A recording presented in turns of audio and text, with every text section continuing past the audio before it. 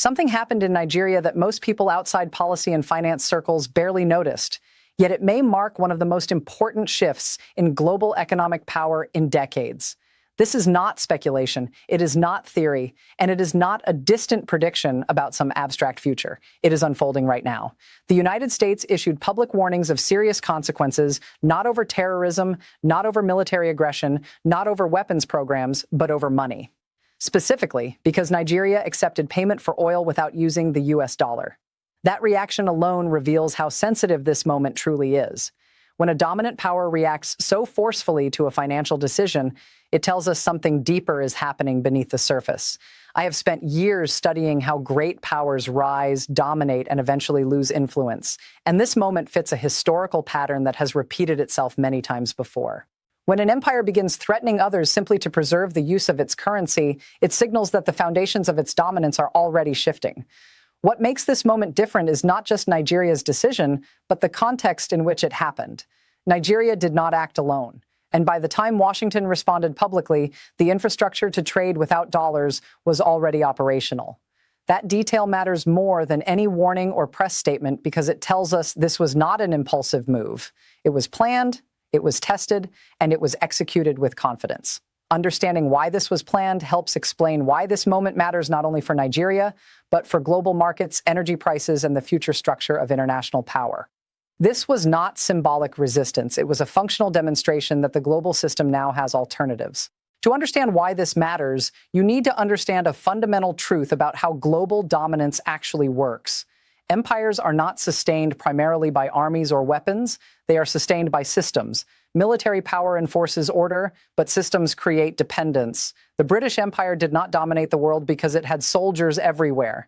It dominated because it controlled shipping insurance, maritime law, banking networks, and the rules of trade. The modern American-led system operates in much the same way. The US dollar is not simply a national currency. It functions as the operating system of global trade.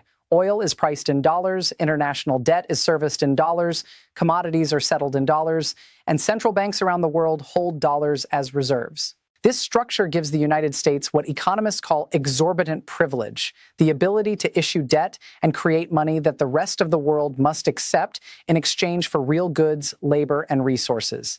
That privilege, however, only works under one condition. Participation must be mandatory. Countries must believe they have no realistic alternative.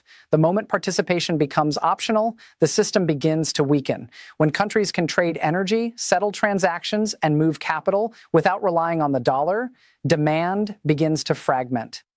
Nigeria's decision was not about symbolism or protest. It was a real-world test of whether that optionality now exists. And the fact that it worked is what triggered alarm in Washington. Once one country demonstrates that alternatives function at scale, others begin to reconsider their own dependence. Systems unravel not all at once, but through precedent. When news broke that Nigeria had begun accepting non-dollar payments for oil, the reaction from the United States was immediate and revealing. This was not treated as a routine trade disagreement or a minor policy adjustment. It was addressed publicly, and the language escalated quickly. That escalation matters because strong systems do not need threats to survive. Weak systems do. Historically, dominant powers only resort to coercion when they sense their leverage slipping. When a country must hint at force simply to defend currency usage, it suggests fear rather than confidence. Nigeria's response to that pressure was neither hesitation nor compromise. Nigeria declined. That refusal carries more strategic weight than any speech or policy paper because it establishes precedent. And precedent is how systems change. Many observers dismiss this as just another developing country making a financial decision. That framing completely misses the point. Nigeria is not just another country. It sits at the intersection of several major shifts in global power. It is Africa's most populous nation and a gateway to West African markets representing hundreds of millions of people. It also controls significant untapped oil and gas reserves at a time when energy security has become a priority for every major economy. Just as important, Nigeria has become a testing ground for alternative economic partnerships. For decades, Western-led institutions promised development through conditional loans, structural reforms, and financial discipline. In practice, this often resulted in debt pressure, slow growth, and capital extraction rather than broad-based prosperity. Over time, that experience reshaped how Nigerian policymakers evaluated offers of partnership.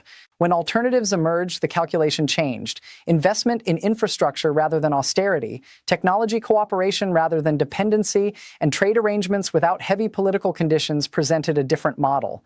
This decision was not ideological, and it was not driven by hostility toward the United States. It was a practical response to available options. Countries do not abandon dominant systems out of emotion. They do it when the cost-benefit analysis shifts in a way that favors independence over compliance. Nigeria's choice reflects a broader pattern playing out across much of the global South. One of the most misunderstood aspects of this moment is that Nigeria's decision did not come out of nowhere. For years, emerging economies have been quietly building parallel financial infrastructure designed to function outside U.S. oversight. These include alternative payment systems, bilateral currency swap agreements, regional clearing mechanisms, and settlement frameworks that bypass traditional dollar-based networks. None of this happened overnight. It was built gradually, tested quietly, and refined away from public attention. By the time Washington reacted publicly, these systems were already functioning. That is the real shock. Not that Nigeria acted, but that it acted with confidence. Confidence only exists when alternatives are already proven. This pattern is not new. Throughout history, dominant powers rarely lose influence because of direct military defeat. They lose influence when others stop needing their systems. Rome did not fall because Carthage invaded it. Britain did not lose global dominance because someone attacked the pound.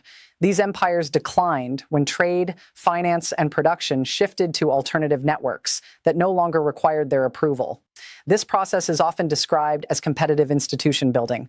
Instead of confronting power directly, rivals create parallel systems that slowly drain relevance.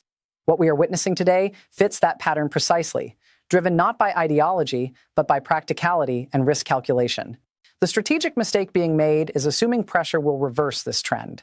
Every threat issued to defend dollar dominance reinforces the belief that reliance on the dollar carries political risk. Every sanction accelerates diversification. Every warning confirms the incentive to build alternatives. Instead of deterring defection, pressure speeds it up. This is a pattern that has repeated itself throughout history. The more aggressively a system enforces compliance, the faster participants search for exits. We are already seeing this dynamic spread through expanded local currency trade agreements, energy deals settled outside the dollar, and countries quietly hedging their exposure. This is not rebellion against the United States. It is rational risk management in a changing world. Inside Nigeria, this decision is not framed as a technical policy choice. It is framed as dignity, sovereignty, and delayed independence finally realized. When economic decisions become moral symbols, they become politically difficult to reverse. This is what gives moments like this lasting impact. Walking this decision back would now be perceived domestically as submission, and that reality reshapes long-term policy incentives. Other countries are watching closely, not just to see what Nigeria does next, but to see how the global system responds. If Nigeria withstands pressure, it lowers the perceived risk for others to follow similar paths. It is also important to understand that this shift does not happen all at once. The dollar does not disappear overnight, and American influence does not collapse in a single moment. What changes instead is the structure of choice. As more alternatives become viable, the dollar transitions from being mandatory to being optional. That shift alone is transformative. Systems built on compulsion behave very differently from systems built on consent.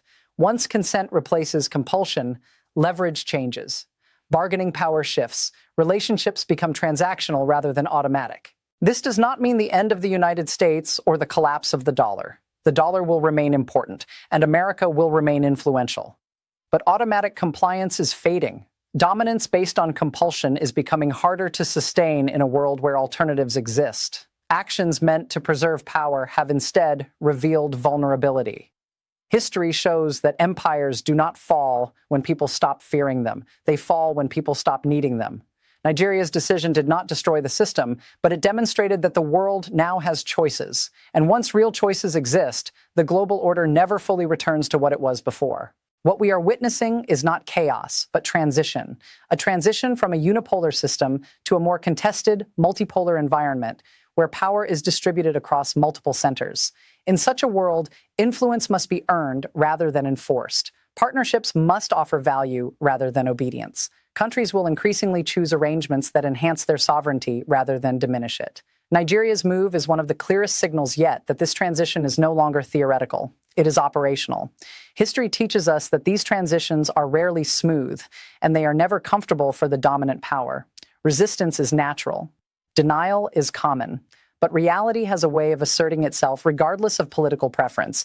Systems built for a different era struggle to adapt to new conditions. The question now is not whether change is coming, but how quickly institutions adjust to it. The longer adaptation is delayed, the more disruptive the adjustment becomes. Nigeria did not end the American-led system, but it did something arguably more important. It demonstrated that the system is no longer absolute, and once absolutes disappear, power becomes negotiated rather than assumed. That single shift changes everything.